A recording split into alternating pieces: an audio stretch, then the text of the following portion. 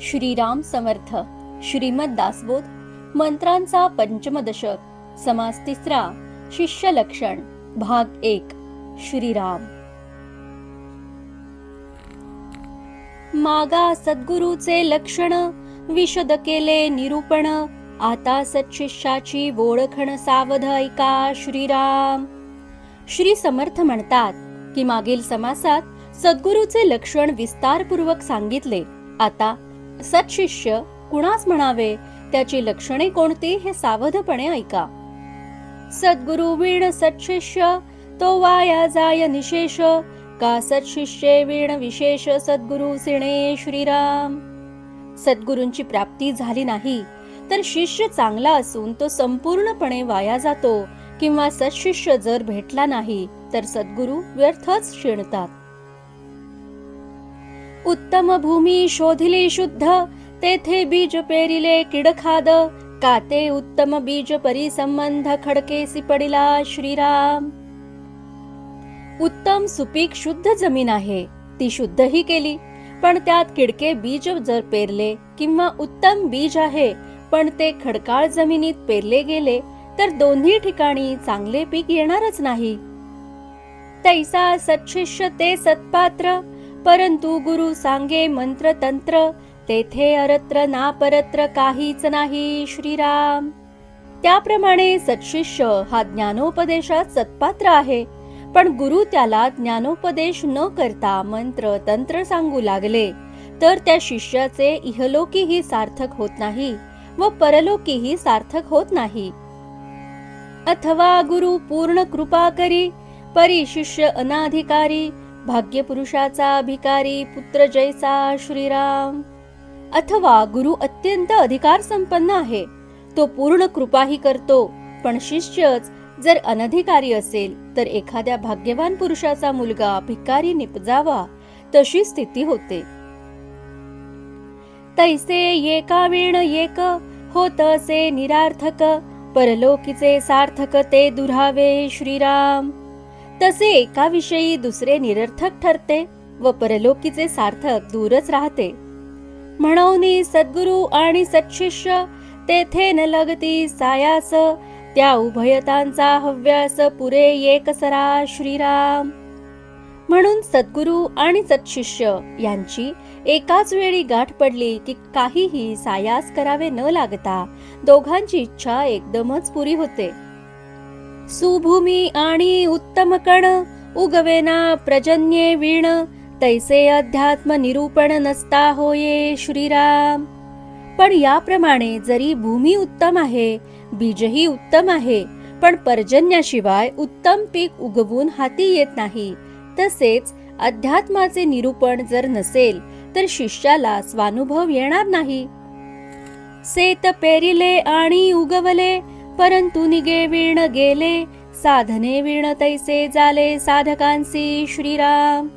शेतात बी पेरले, ते उगवूनही आले, पण त्याची जर नीट निगा राखली गेली नाही तर ते फुकट जाते. त्याप्रमाणे साधकाने गुरूंनी सांगितल्याप्रमाणे साधन जर केले नाही तर त्याच्या जीवनाचे सार्थक होत नाही.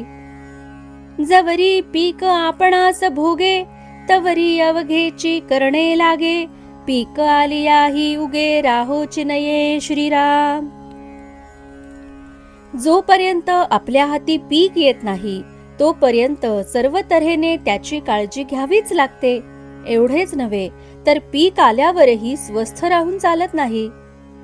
तैसे आत्मज्ञान झाले, परी साधन पाहिजे केले, एक वेळ उदंड जेविले तरी सामग्री पाहिजे श्रीराम.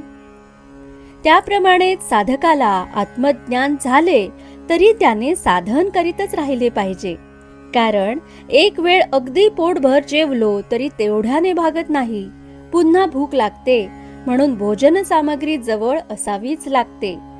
म्हणून साधन अभ्यास आणि सद्गुरु, सत्शिष्य आणि सत्शास्त्र विचारू, सत्कर्म सद्वासना पारू पाववी भवाचा श्रीराम. म्हणून साधन, त्याचा अभ्यास, त्यात मार्गदर्शन करणारे सद्गुरु आणि त्यांच्या आदेशाचे कसोशीने पालन करणारा सत्शिष्य, सत्शास्त्र विचार, सत्कर्म, सद्वासना या सर्व गोष्टी असतील तरच भवसागरातून पार जाता येते. सदुपासना, सत्कर्म, सत्क्रिया आणि स्वधर्म, सत्संग आणि नित्यनेम निरंतर श्रीराम.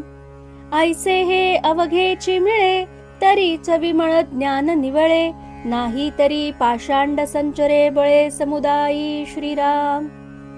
सदुपासना, सत्कर्म, सत्क्रिया, स्वधर्म, सत्संग आणि नित्यनेम या सर्व गोष्टी निरंतर असतील तरच विमल ज्ञान स्थिर होते, नाहीतर लोकात बळेच पाखंडाचा प्रचार होतो.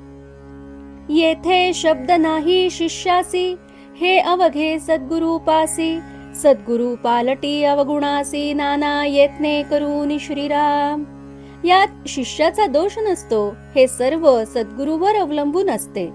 कारण शिष्य अवगुणी असला तरी सद्गुरू नाना प्रयत्न करून त्याच्यात बदल घडवून आणतात. सद्गुरूचे नि असत्शिष्य पालटे, परंतु सत्शिष्य असद्गुरु न पालटे, काजे थोरपण तुटे म्हणून या श्रीराम. असत शिष्य असला तरी सद्गुरूंनी प्रयत्न केल्यावर त्याच्या ठिकाणचे अवगुण जाऊन त्याच्यात चांगला बदल घडून येतो. परंतु सत्शिष्याच्या योगे असद्गुरूंमध्ये कधीही सुधारणा होऊ शकत नाही. कारण गुरूंना आपल्या मोठेपणाचा अभिमान असतो, त्यामुळे ते सत्शिष्याचे ऐकत नाहीत. या कारणे सद्गुरू पाहिजे, तरीच सन्मार्ग लाहिजे, नाही तरी होईजे पाषांडावर पडे श्रीराम. या कारणामुळे सद्गुरूंची अत्यंत आवश्यकता आहे. तसे सद्गुरू भेटले तरच सन्मार्ग प्राप्त होतो, नाहीतर शिष्य पाखंड मताचे अनुकरण करू लागतो.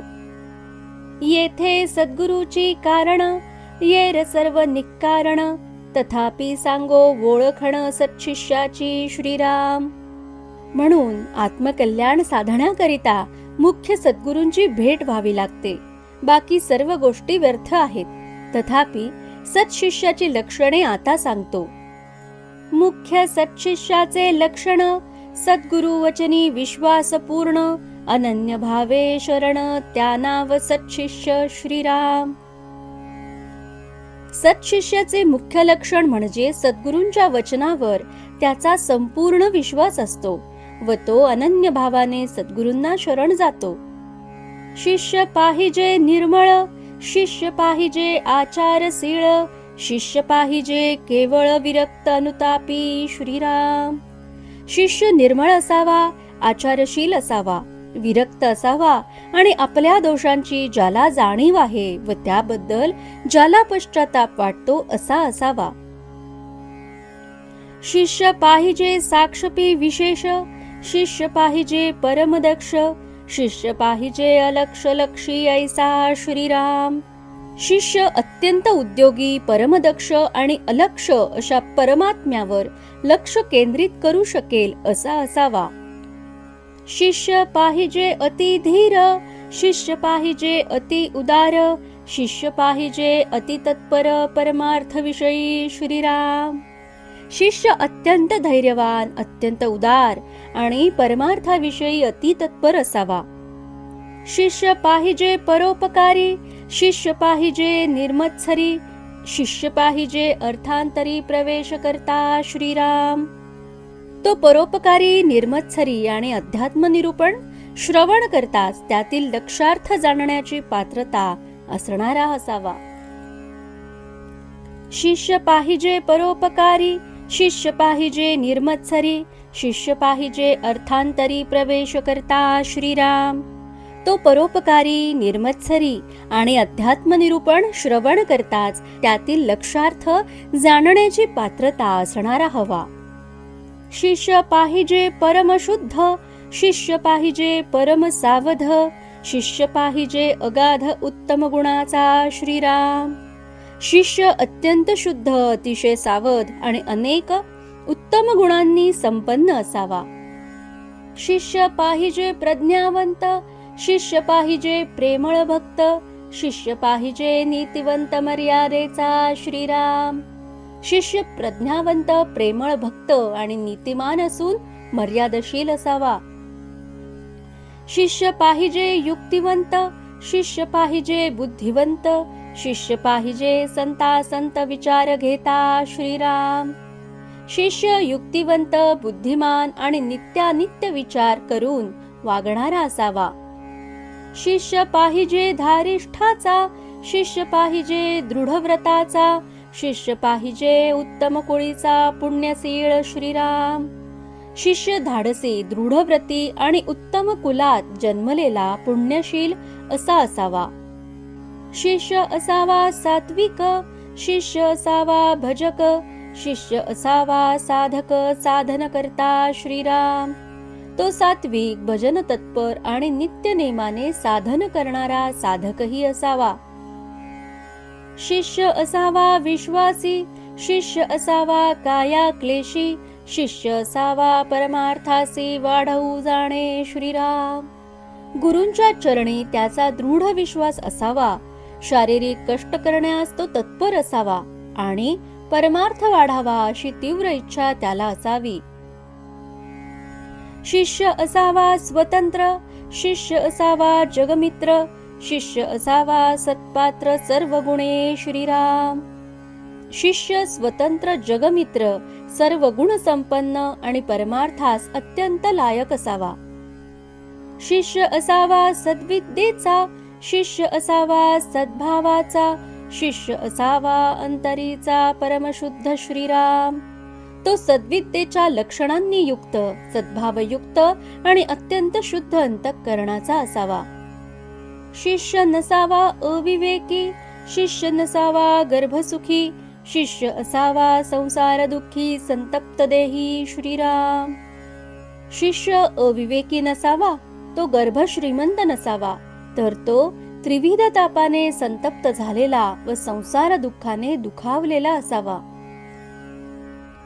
जो संसार दुःखे दुःखावला, जो त्रिविध तापे पोळला, तोची अधिकारी झाला परमार्थ विषयी श्रीराम.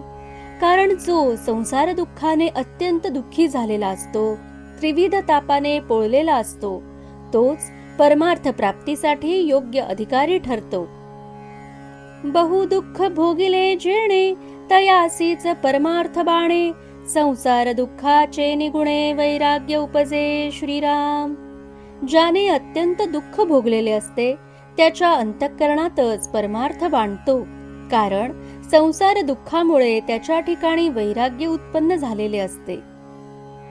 जया संसाराचा त्रास, तयासीच उपजे विश्वास, विश्वास बळे दृढकास, धरिली सद्गुरूची श्रीराम.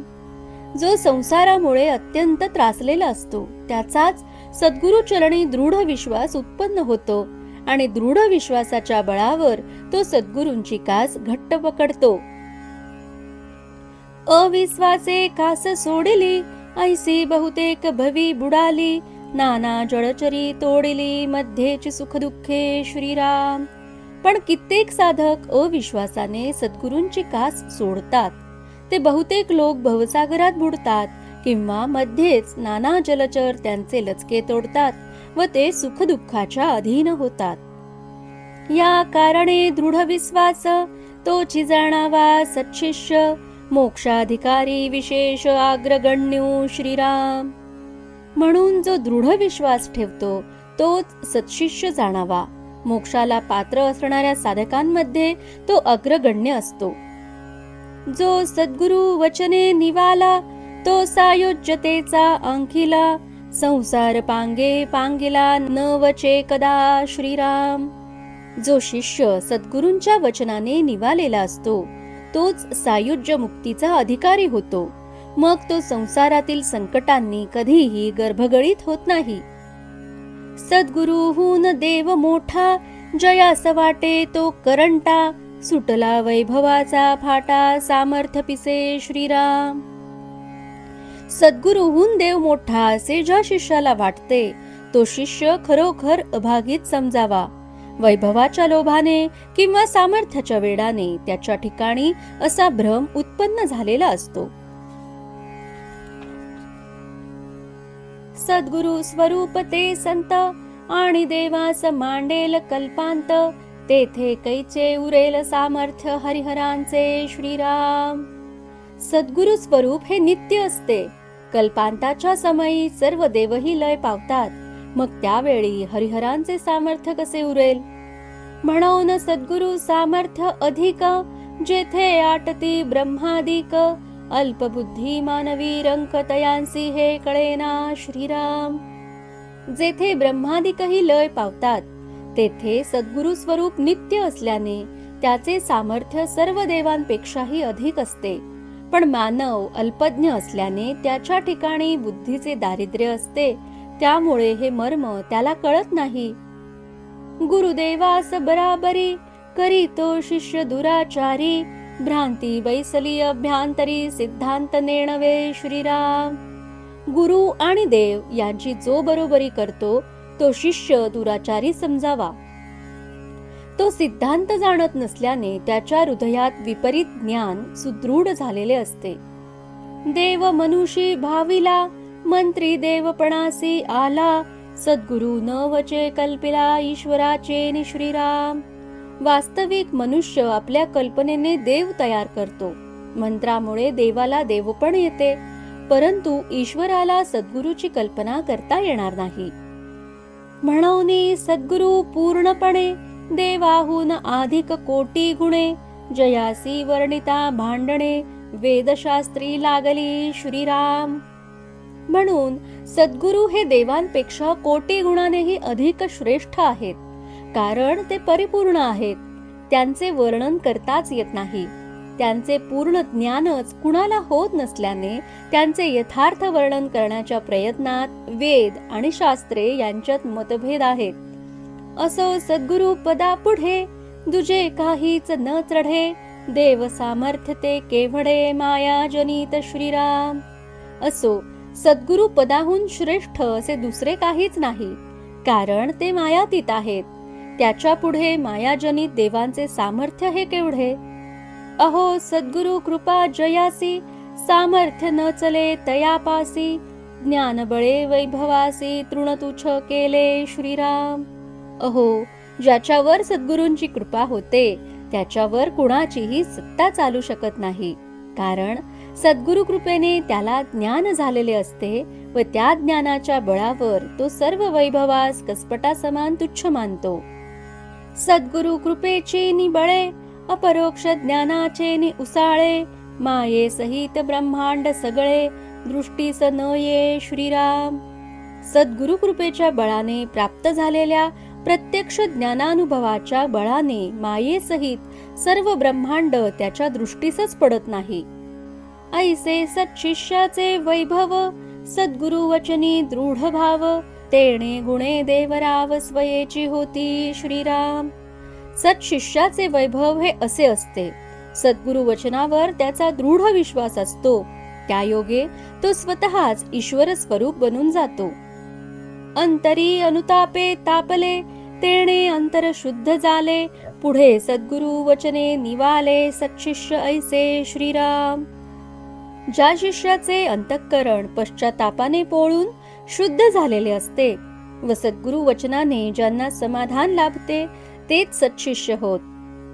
लागता सद्गुरु वचन पंथे, झाले ब्रह्मांड पालथे, तरी जयाच्या शुद्ध भावार्थे, पालट न धरिजे श्रीराम. सद्गुरूच्या उपदेशाप्रमाणे साधन मार्ग अपक्रमित असता ब्रह्मांड पालथे होण्याचा प्रसंग आला, तरी ज्याच्या सद्गुरूवरील निष्ठेत थोडा सुद्धा पालट होत नाही. शरण सद्गुरूस गेले, सत्शिष्य ऐसे निवडले, क्रिया पालटे झाले पावन ईश्वरी श्रीराम. या प्रकारे अनन्य भावाने जे सद्गुरूस शरण जातात त्यांनाच सत्शिष्य म्हणतात. त्यांच्यात आत बाहेर बदल होऊन हे ईश्वर स्वरूपी ऐक्य पावून पावन होतात.